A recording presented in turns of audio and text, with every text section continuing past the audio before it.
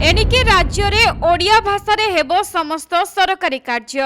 सरकारी भाषा आईन को अक्षरे अक्षरे पालन करा जिवो।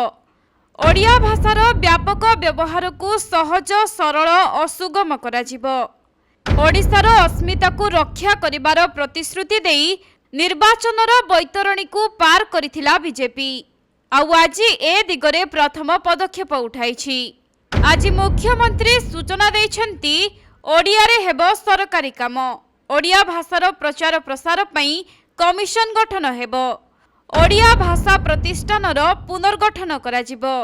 ओडिया अस्मिता संरक्षण और प्रसार उपरे गुरुत्व दिया जिवो। साहित्य कला संगीत और ललित कला एकाडेमीर पुनर्गठन पई सरकार पदक्षेप नेबे।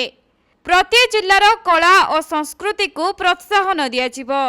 निर्माण करा जिवो अनुवाद एकाडेमी एवं ओडिया अस्मिता भवन।